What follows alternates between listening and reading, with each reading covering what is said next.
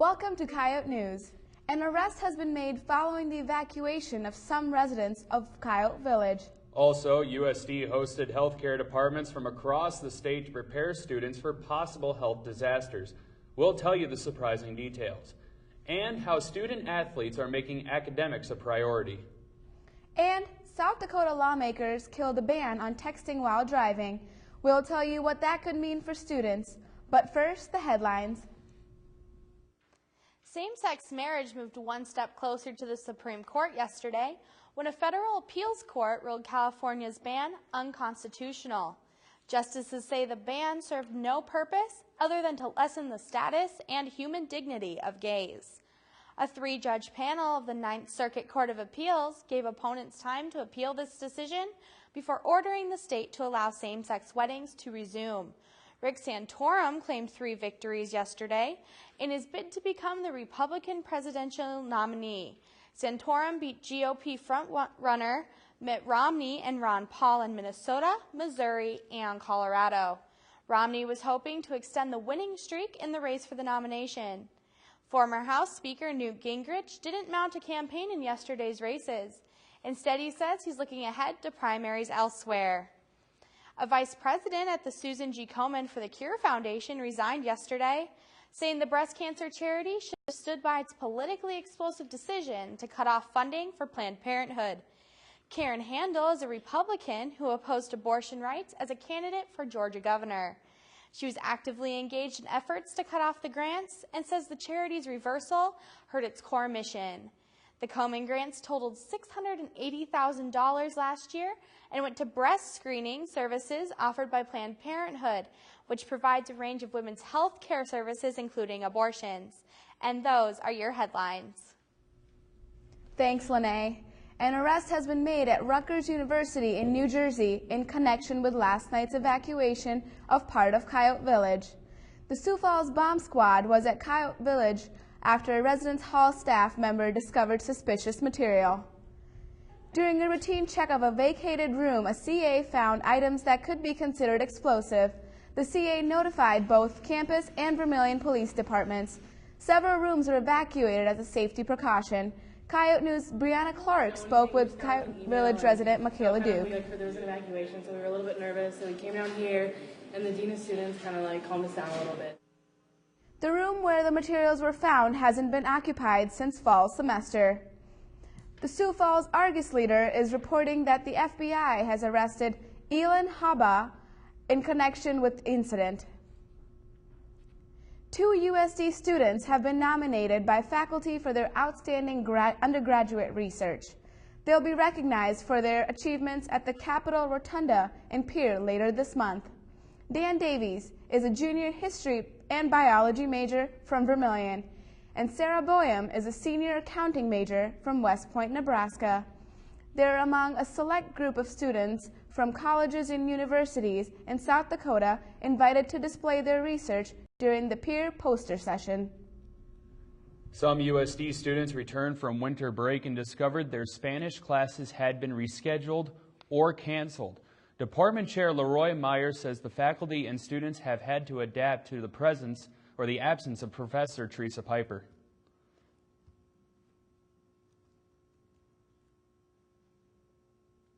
What it required really was one of my colleagues had to cover one class as an extra overload that Teresa was to teach. And then as it happened, Teresa was scheduled to teach 2 sections of a 300 level course, which is taught on a regular basis. And there were fewer students in one section of that, so we were able to close that other section, and there was enough room in the one section to accommodate all those from the second section who could reschedule. Some of the biggest changes had to be made to the peer tutoring program. Senior Piper is the coordinator for the tutoring program. And this semester, since she's been out of her office, there's been quite a few changes to the program. First of all, this is the first year that we've had tutoring for 100 level students instead of just the 200 level. So in addition to adding the extra session, we also had to add new tutors. And so this has been a big change in general, but now that Senior Piper's gone, those responsibilities have switched over to me and then also to her colleagues, Senior Van Dam and Senior Jerf. Piper says in her absence, other faculty members have taken on extra duties to keep things running. She says she couldn't ask for better colleagues. Students in healthcare programs from South Dakota's universities attended Disaster Preparedness Day at the Andrew E. Lee Medicine and Science Building. The students attended sessions guided by USD professors, and the students interacted with lifelike mannequins. The mannequins were used to show that students need to act quickly in order to save a person's life. Participants also listened to lectures that explained what they should do in times of crisis. Then they practiced giving one another shots. Program manager Cassie Uman says administrators plan to continue the program for years to come. A USD department is sending students to Peru. That report and more coming up.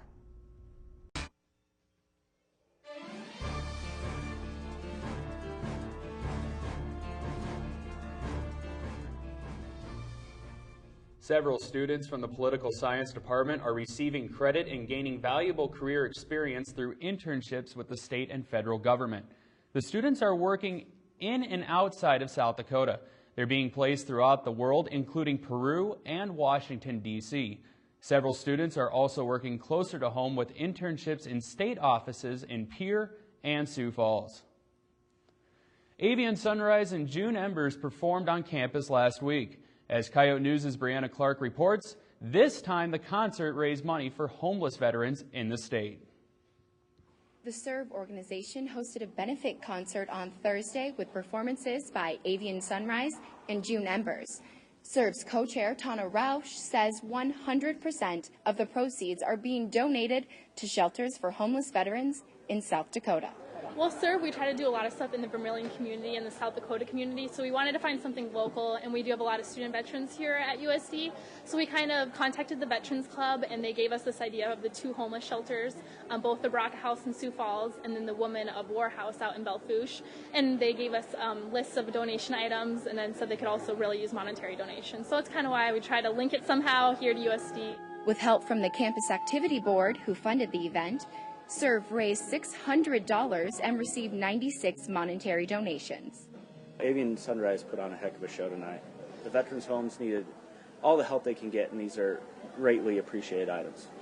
As a student veteran, we feel for all of our brothers and sisters, you know.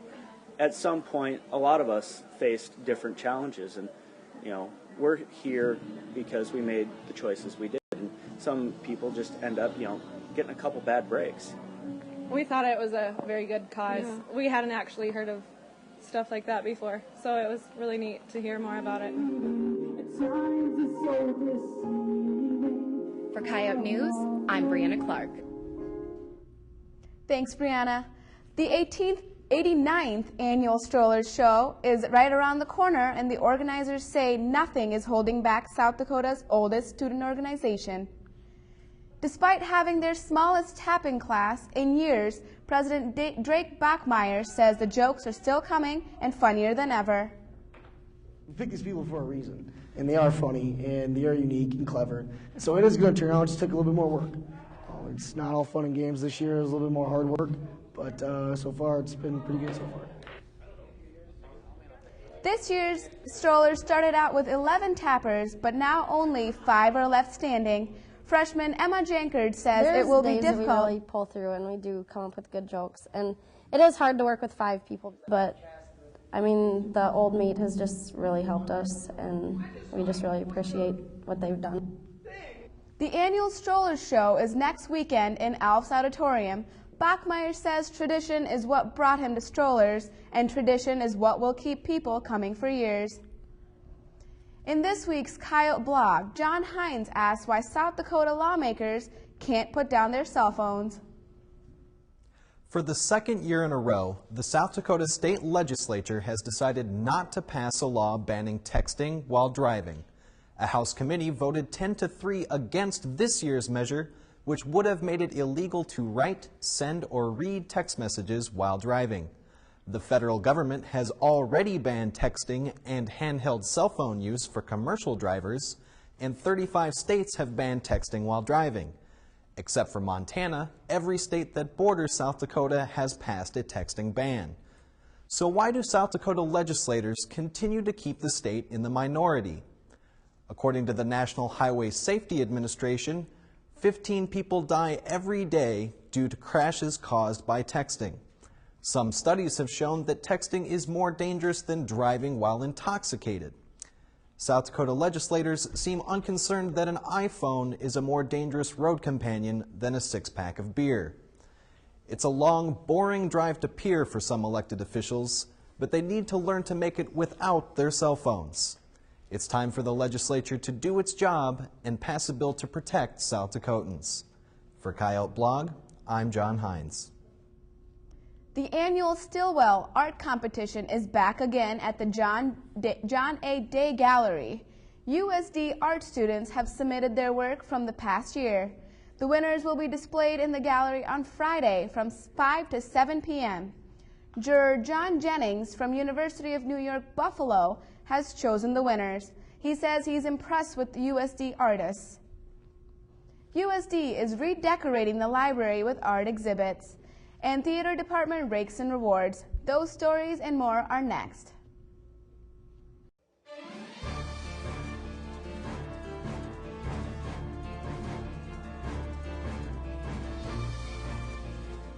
Four unique artistic exhibitions are on display at university libraries now through May 4th.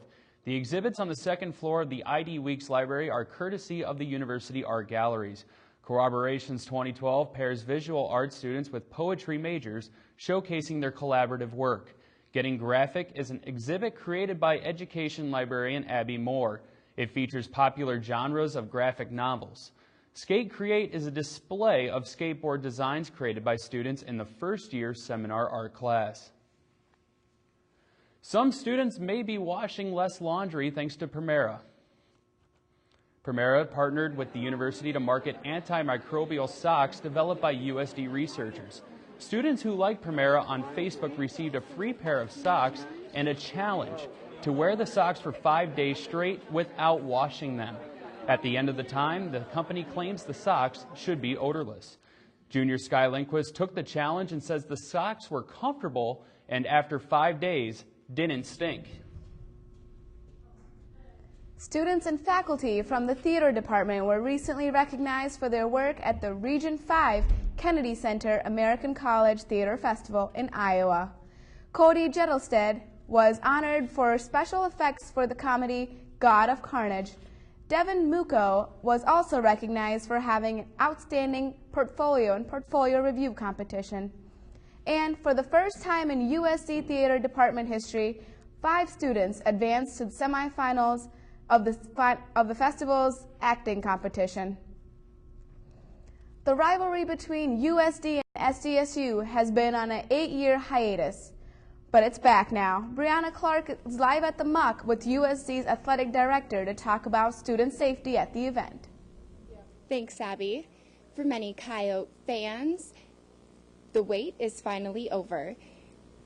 As we begin our rivalry again with SDSU, I'm here with David Saylor. Mr. Saylor, thanks for joining us today. Sure. Are you expecting a sold-out crowd at tomorrow night's game? Yes, we're close. I wouldn't know if we're going to have every single seat sold, but we're going to have a lot of folks there, and the student section will be as big as it's been all year. All right, with such a large crowd that you're hoping to come, are you going to increase security? Absolutely. We've had meetings with the police and UPD and security forces and everybody else, so we're going to treat it like a D-Days game. That's really how we're approaching this, and from a concession standpoint and everything else, trying to make sure that everything runs smoothly. All right, what are your personal security and safety concerns for the students during tomorrow night's game? First and foremost is the safety of the student athletes and the competition, and then the staff and coaches and fans. So that's really at the forefront of what we're thinking about in terms of everything we're looking to do. But I just don't want any kind of hijinks or pranks, that's all. Like they did in the past with some carrots? There's some rumors floating around there, but I think, you know, we're gonna increase security at the door with pat downs and things like that, checking bags and all those kind of things, and we're gonna lock the dome down also early and make sure that we sweep the whole area. All right. Well, Mr. Saylor, thank you so much for joining us. Sure. Tomorrow night is the beginning of our rivalry with SDSU. It starts at 7 o'clock and will continue on Monday when the Coyote women face the Jackrabbits. For Coyote Live, I'm Brianna Clark. Thanks, Brianna. More sports news with Diana Johnson and Mandy Ewald is up next. And Taylor Moore has a special message for Coyote fans. Stay with us.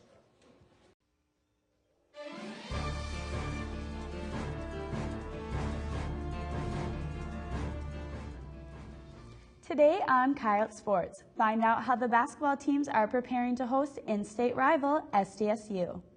And learn what changes new football head coach Joe Glenn has in store for the Coyotes. Plus, sports commentator Taylor Moore has a bone to pick with Coyote fans. But first, sports headlines. Lene? Thanks, Diana. Lakers shooting guard Kobe Bryant reached a new milestone Monday night in the Lakers' loss to the 76ers. Bryant moved up to 5th on the NBA's all-time scoring list. He finished the game with 28 points and stands with 28,601 career points. Bryant has about 10,000 more points to score before he replaces Kareem Abdul-Jabbar as the all-time leader. The Timberwolves will have to try to win tonight's game against the Grizzlies without their leading scorer and rebounder. Forward Kevin Love is suspended for 2 games after he stepped on the face of a Rockets player in Sunday's game. Love averages more playing time than any other player in the NBA and 25 points per game. He missed last night's win against Sacramento, but will be back on the court as Minnesota hosts Dallas on Friday. Another Tour de France winner has been stripped of his title. Monday, the Court of Arbitration for Sports found Spanish cyclist Alberto Contador guilty of doping. Contador is a 3-time Tour champion and one of only 5 cyclists to win the 3 Grand Tours.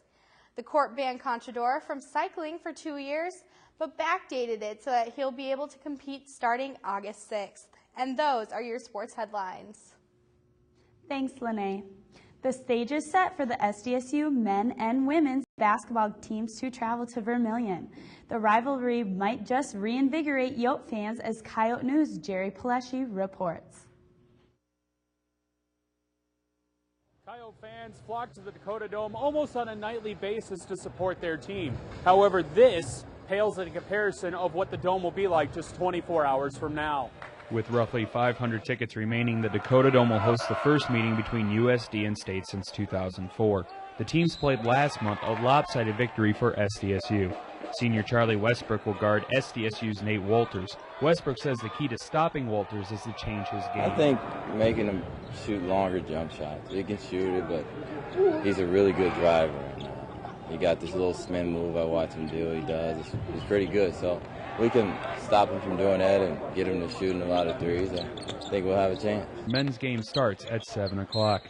The USD women will face the Jackrabbits on Monday after hosting the Bison on Saturday night.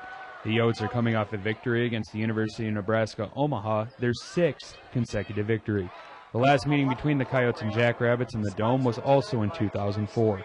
Senior guard Annie Rhodes grew up in Vermillion and has lived the rivalry. I remember going to those games as a kid. I was always really excited to go watch those 2 teams play. It's good for the state. I think the fans and the alumni and stuff get into it a lot. And obviously South Dakota State's a really good team. They're leading the league right now. They got the best of us up in Brookings, so we're excited to get them on our home floor. The Coyotes' last meeting against SDSU was on January 16th, a 59-51 loss. With a new atmosphere coming to Vermillion, Roach says the team is ready to feel it. We're excited to be at home in the Dome. When the clock strikes 0 on both games, both teams are hoping to have the win. For Coyote Sports, I'm Jerry Paleschi. Basketball may be the hot topic this week, but USD is also preparing for a new football era. Yote reporter Kelly Stewart spoke to the individuals who are reshaping Coyote football. Last December, USD named former alum Joe Glenn the 29th head coach in the school's history. The Yotes finished 6-5 last season. Some changes will be made, but Glenn plans to build upon past success. They have done a great job of coaching here, but I'm really not going to come in here and upset the apple cart. They are doing things offensively and defensively very well and winning more than their fair share of games. Glenn's philosophy is one of motivation and bonding with his players. Probably our biggest challenge will be to get our young players who are moving into the starting lineup, when things get tough, be in their corner, teach them, coach them, know that they just need some birthdays and some game experience. Be there for them, because things are going to get tough and they're going to get shaky, and If you start screaming and hollering, you're not going to have any luck. Originally, Glenn worked as a consultant for the team and became the clear option for the open position. I explained a little bit about the criteria that I was looking for. He kind of mentioned that those are things he believes in. We had, discipline in the program, just being a leader, running a organized, disciplined program. Winning was obviously a component of something we were looking for in the new coach. And I think just someone that could help fundraise and really motivate the base, our fan base. And Joe checks all those boxes off for us. For the Yote Report, I'm Kelly Stewart. Thanks, Kelly. On this week's More Sports, Taylor Moore wants Coyote fans to prove themselves worthy tomorrow night at the Dome. The time has come.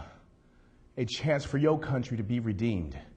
A chance for USD to participate in a rivalry that has stood the test of time.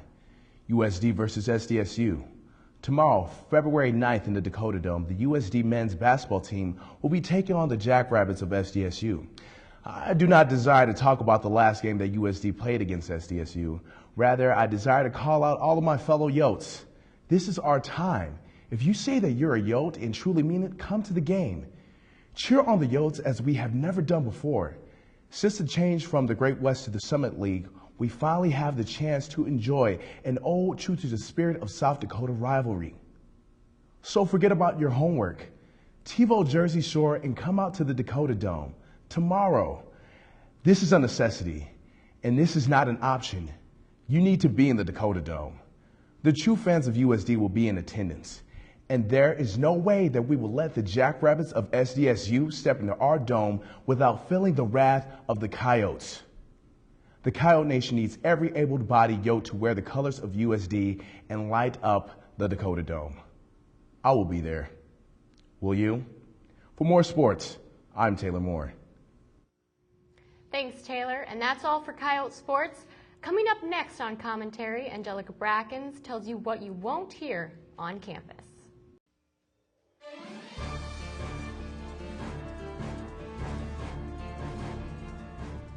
It's become a viral hit on YouTube with a variety of topics. And Coyote Commentary's Angelica Brackens has added another one. Stuff USD students don't say on this week's commentary.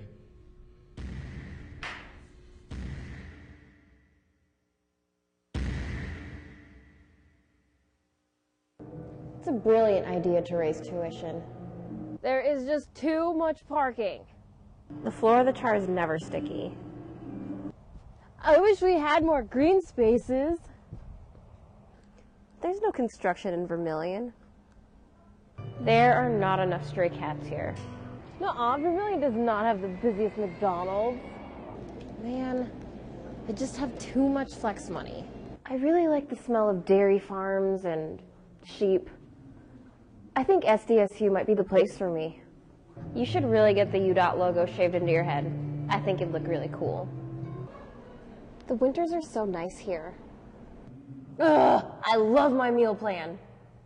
I never get parking tickets. Hey Mom, I'm thinking about dropping my major here and picking up agriculture at SDSU. I think we should build 2 coyote statues. Hey, I think I'm gonna try to get a petition together to bring back Exodus. Go ahead, push that crosswalk button. Have you heard SDSU's Jack City rap? It's so good. This week on Out and About, we asked students if they think texting while driving should or should not be illegal. I do think texting and driving should be illegal in the state of South Dakota. It's obviously distracting. I think texting and driving should be illegal because when you're driving, you should keep your eyes on the road. You should be focused on what's going on around you and not who you're texting. I think it's dangerous. I've done it, and you can't concentrate on your driving, and I think it's going to cause problems. I personally think it should be illegal just because it causes so many troubles and deaths. I mean, it distracts you, so I personally think it should be illegal. It's taking your focus away from the road to your phone, and so much can happen in a moment. There could be someone crossing the street. They don't react to the traffic around them, and I've seen accidents happen. I don't think it's very smart because it's been proven that driving while texting is far worse than driving drunk. My cousin, two years ago during February, was in a horrible car accident. The person driving was texting, and they had a full-on collision with a semi. And that's all for Coyote News. Don't forget to check us out on Facebook and Twitter. Have a great night and a good weekend. We'll see you next time.